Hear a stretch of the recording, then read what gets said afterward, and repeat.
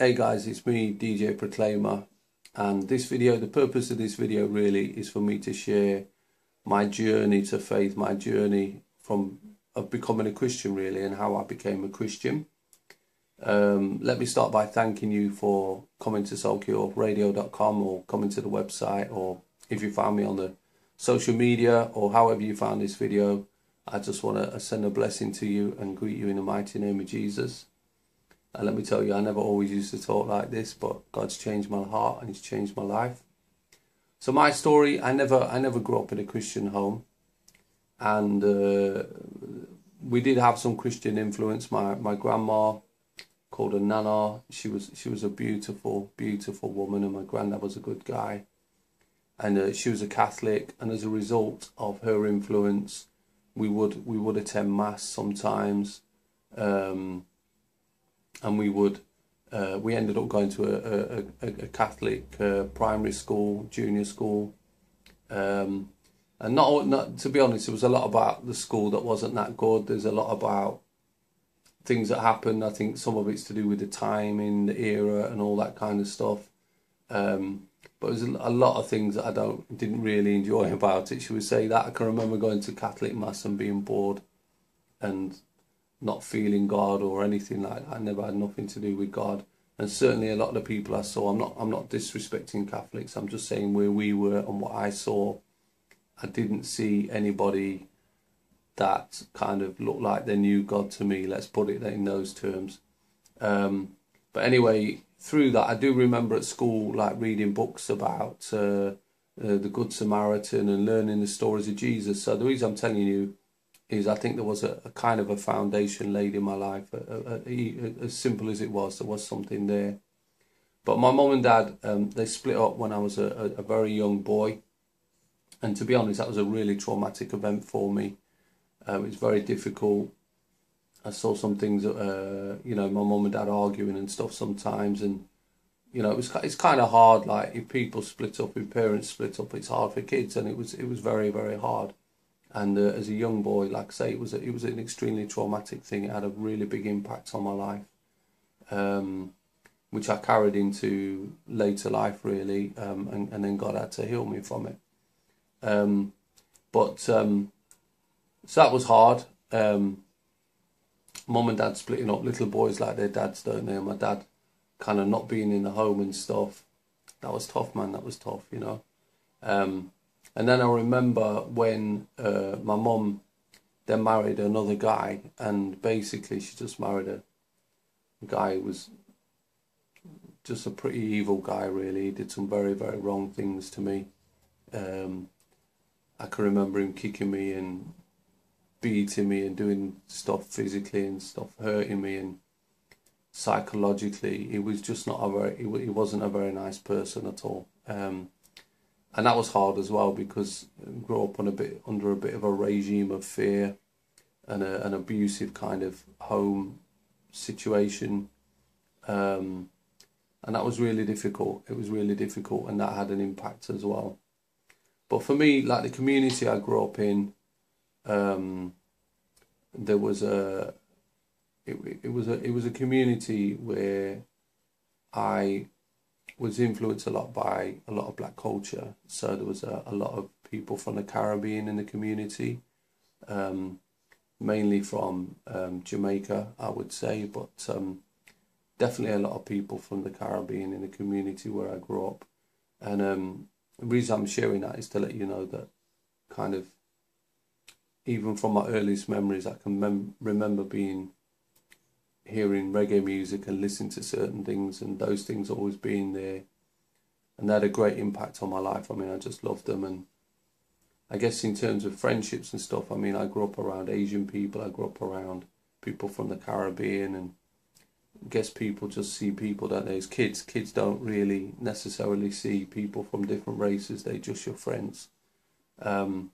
But some of my best friends from when I was a kid were just black families and black guys and stuff, and it was, I just grew up with people, and that was it, and it was just great.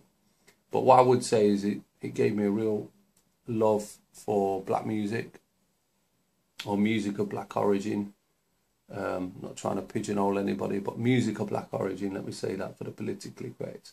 But I loved off my reggae, I loved off R&B and soul, and then kind of got into the hip hop and the rap thing, and that was, you know, it was a good way for me to, how can I say this? It was a great way, a great distraction for me, should we say that? It became an important part of my life. Music was an important thing to me, and became a big part of my identity. I was very prideful about music as well. The guys I moved with, we kind of used to access music. At them times it was all vinyl, it was all records, and we used to get them imported from America. And we were very prideful about the fact that we got music that nobody else had got, and a bag of nonsense really. We knew a lot of stuff about the music. We knew where it was recorded, in what studio, and who the producer was, and kind of, I guess it made us feel part of something, and, you know, it was just important to us at the time to be able to talk like that. So anyway, I kind of, music was a big thing for me.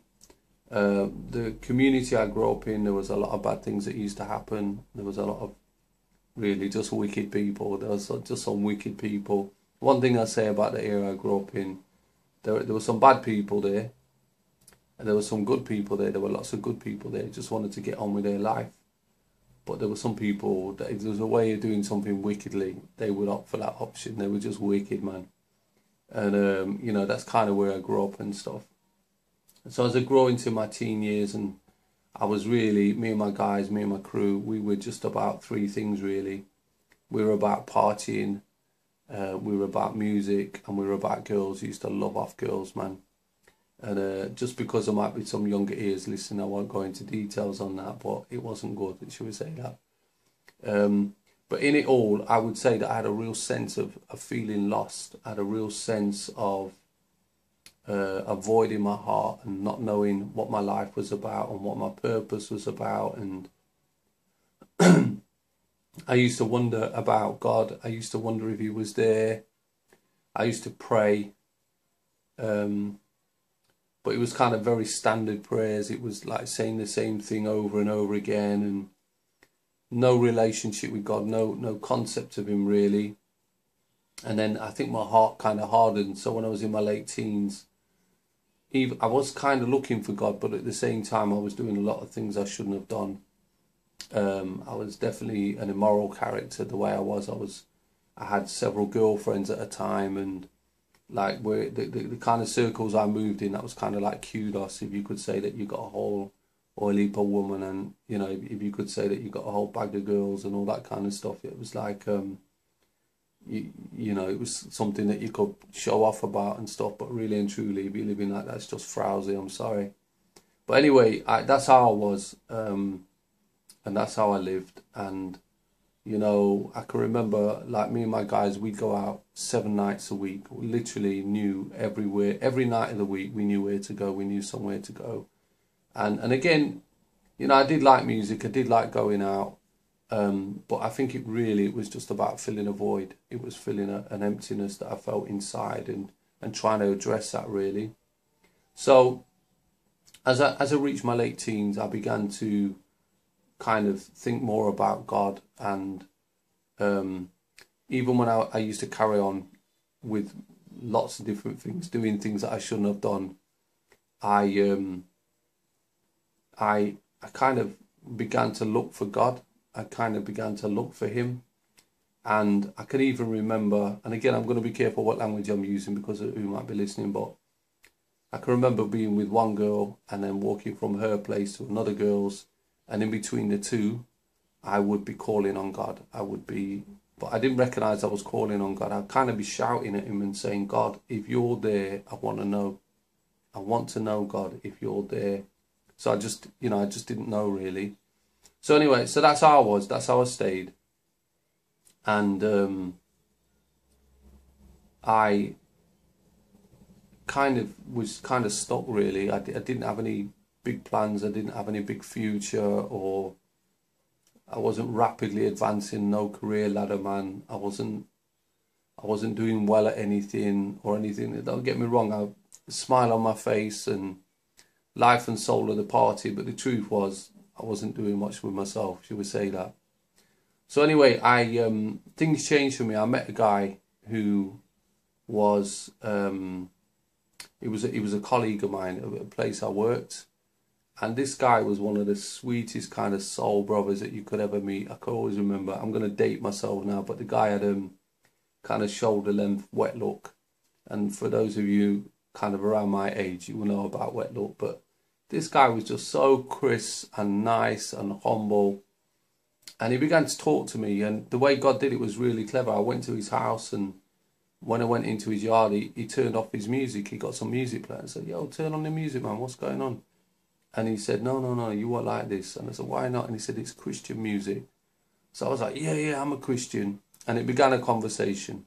And we got to talking, and he began to explain to me how God had amazingly transformed his life. Literally had transformed him.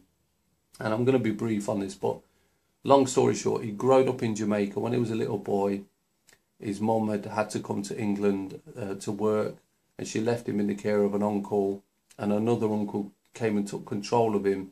And before you knew it, there was up to all sorts. He was effectively a bandit as a little boy. He was a gun-toting bandit. He was doing all sorts of madness.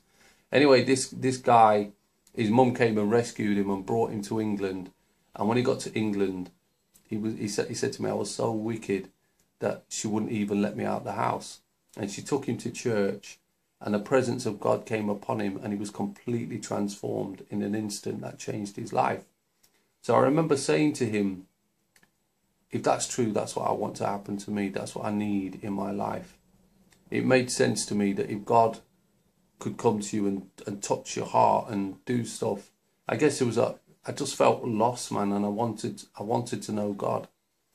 So when I left his house, on the way home, I stopped off in a phone box to pray. I guess I didn't want to look like an idiot on the street. That's how I felt, a bit conscious about praying on the street. But I prayed in this phone box, and I kind of asked God to come into my life. And it really started there. So the lady I was with at the time was my girlfriend. I kind of moved on. All the girls had gone, but I got one girl. Is now my wife, Trish. And I told her that I found God. And I said that God lives in Pentecostal churches. And he doesn't, all right? You can't just limit God like that. But at the time, that's what I thought. And she told me about this little church that she'd been to as a girl near her house. So on a Sunday morning, I went down there.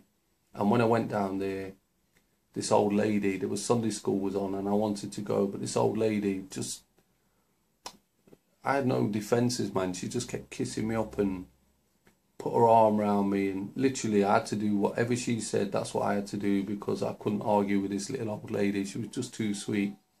And God, again, God just used it. And so I stayed for the service, and when the service happened, I didn't really understand what the pastor was saying too tough, but I really felt the presence of God in there. I really did. I felt the presence of God come into place and touch my heart. But I didn't understand, intellectually everything that was being said. And at the end of the service, I felt the presence of God for the first time. That's what I would say. At the end of the service, the pastor said, who would like to be a Christian?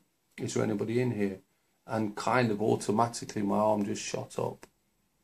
So anyway, I went forward and they prayed for me. And I can honestly say nothing really happened. I can't say that I felt anything. I can't say that I got a warm glow or anything like that.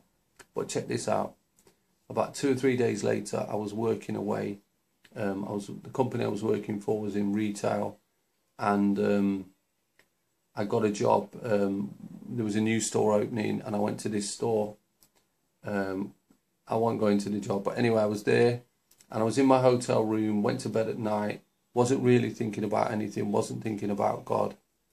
And then when I woke in the morning, I was overwhelmed. His presence filled the room. His presence filled the room where I was. And it's even hard to find the words to describe what I encountered. What I will say to you is that I was surrounded and enveloped by this thick presence of love.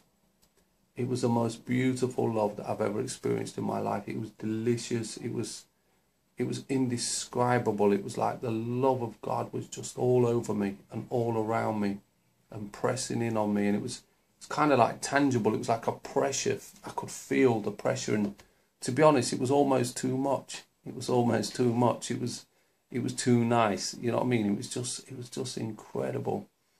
And really from there, that's really where kind of things began to start for me. So from there, God just sorted my life out, really. God just changed me up and sorted me out, and I'd given my heart to him. And, you know, over 20 years later, what I will say to you is that I'm definitely not perfect. If you spent any time with me, you would know that anyway. But one thing I do know is that he is. And I can honestly say to you, before heaven, before anybody, that Jesus has never ever let me down. Never ever let me down. He's instigated things I've not even thought about. He's come to me and he's sorted them out and he's made them happen. He's healed my life of things that happened, hurts that happened to me. He's given me joy where I had sadness. He's given me wholesomeness where there was brokenness in my life. And moreover than that, in the 90s, in the early 90s, he began to speak to me about being a Christian DJ for him, a gospel DJ. And he gave me a dream, a powerful dream, showed me playing on a sound called Soulcure. And I'd never heard the name Soulcure before, but that was the name that the Lord gave me. And that was in about 1992, 93. And I just began to, you know, work with what God had said to me. And by about 1999, 2000, I was kind of ready to launch. And after many years of praying and searching God, I launched my ministry. And you know what? It's just amazing what God's done. It's just been amazing. It's just been incredible. And obviously got on from there.